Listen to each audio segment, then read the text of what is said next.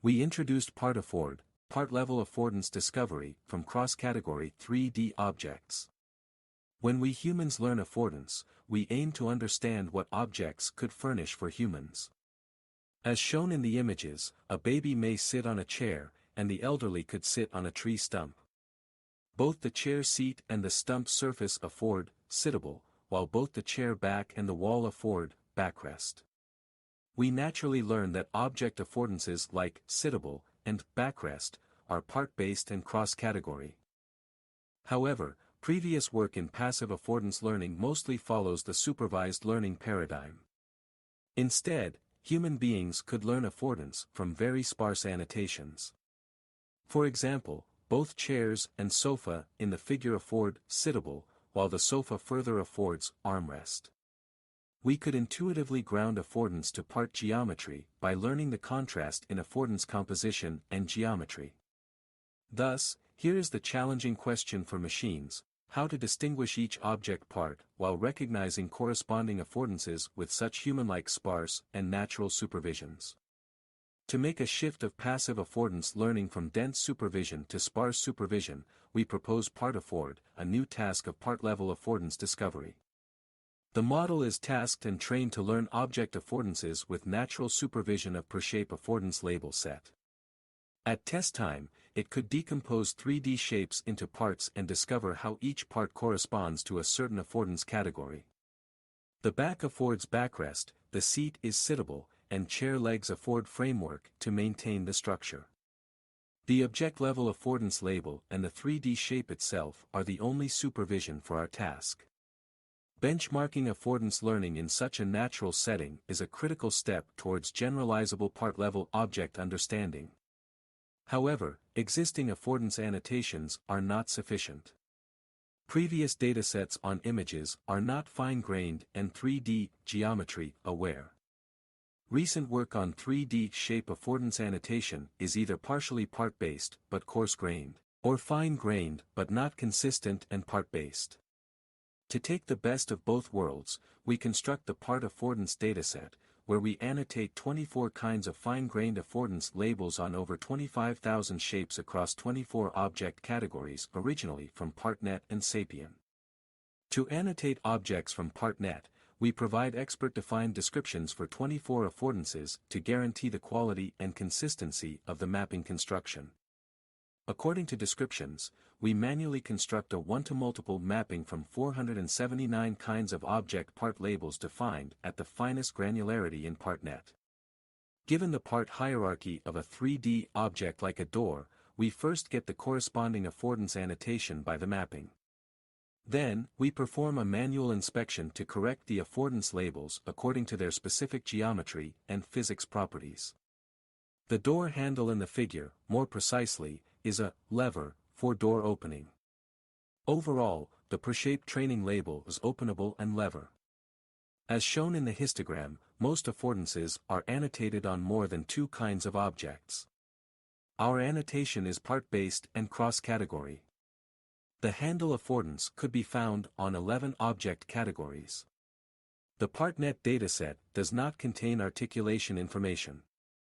Thus, we use Sapien and annotate the openable affordance at different articulation states. On 625 objects covering 9 categories. For example, given a dishwasher and its kinematics, we rotate the door frame to include 3D objects with different articulation states.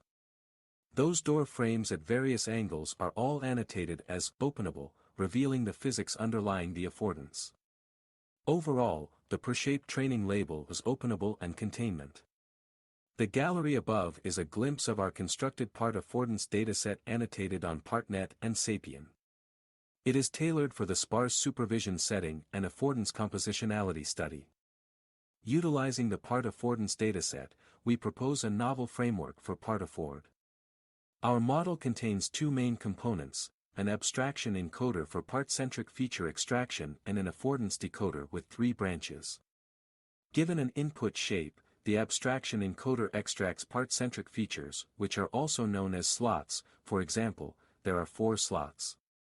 In the iterative slot attention module, the inputs to slots attention assignment is normalized over the 3D slots, thus those slots compete to attend to a clustering of the input 3D shape.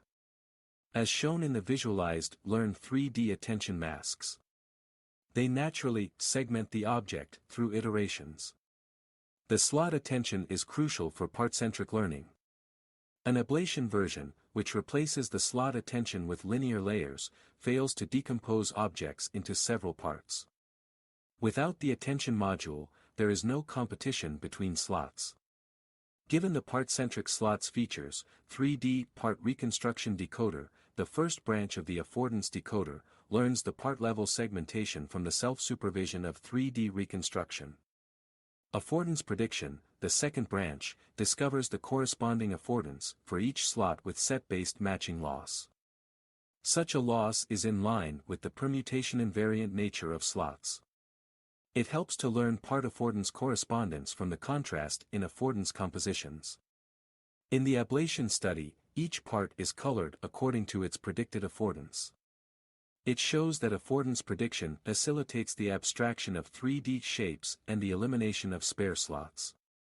With it, the armrest in the orange box does not stick to the seat, and the sittable part in the blue box is not split into two slots. Cuboidal primitive regularization, the third branch, predicts a cuboid for each part. The joint loss ensures part cuboid consistency by fitting the reconstructed parts with cuboids. From its ablation study, we can find that cuboidal primitive regularization helps to segment better primitives and avoid scattered voxels. The support part in the orange box is better segmented. In the green box, the ambiguous border between backrest and sittable is resolved. Quantitatively, on the constructed part affordance dataset, our method beats all SOTA and ablation methods by a large margin in the core part discovery metric, mean IOU, and also outperforms in the 3D reconstruction metric, mean squared error. Qualitatively, on sittable associated objects like chairs and sofas, each object could be segmented into a proper number of affordance parts with tightly wrapping cuboids. For example, the second and the fourth chair have an armrest part colored in pink. Such results demonstrate the efficacy of the proposed method in the challenging sparse supervision setting.